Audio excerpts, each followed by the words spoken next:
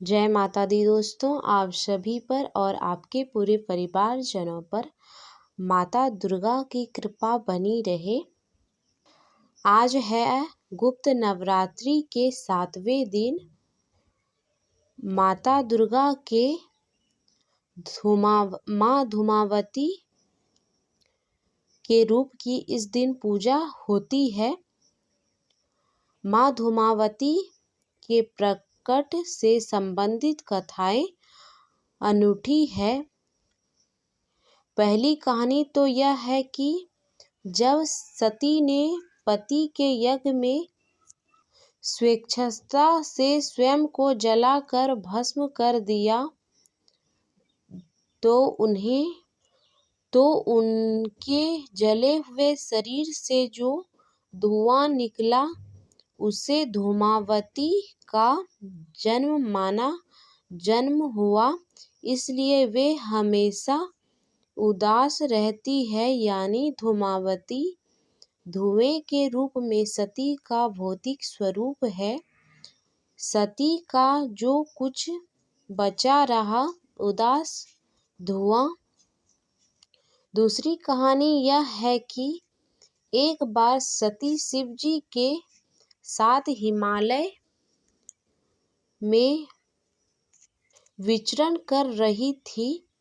तभी उन्हें जोर की भूख लगी। उन्होंने शिव जी से कहा, मुझे भूख लगा है, मेरे लिए भोजन का प्रबंध करें। शिव जी ने कहा, अभी कोई प्रबंध नहीं हो सकता। तब सती ने कहा, ठीक है, मैं तुम्हें ही खा जाती हूँ। और वे शिवजी को ही निगल गई। शिवजी तो स्वयं ही इस जगत के सर्जक हैं, परिपालक हैं, लेकिन देवी की लीला में भी शामिल हो गए। भगवान शिव ने उनसे अनुरोध किया कि मुझे बाहर निकालो, तो उन्होंने उगल कर उन्हें बाहर निकाल दिया। निकालने के बाद शिव ने उन्हें श्राप दिया कि आज और अभी से तुम विधवा रूप में रहोगी। तभी से वे विधवा है। पुराणों में अभिशप्त, परित्यक्त, भूख लगना और पति को निगल जाने, यह सब सांकेतिक प्रकरण है। यह इंसानों की कामनाओं का प्रतीक है जो कभी खत्म नहीं होता और इसलिए वह हमेशा असंतुष्ट रहता है। माँ धूमावती उन कामनाओं को खा जाने यानी नष्ट करने की ओर इशारा करती हैं। विशेष कुछ लोग का मानना है कि गृहस्थ लोग को देवी धूमावती साधना नहीं करनी चाहिए।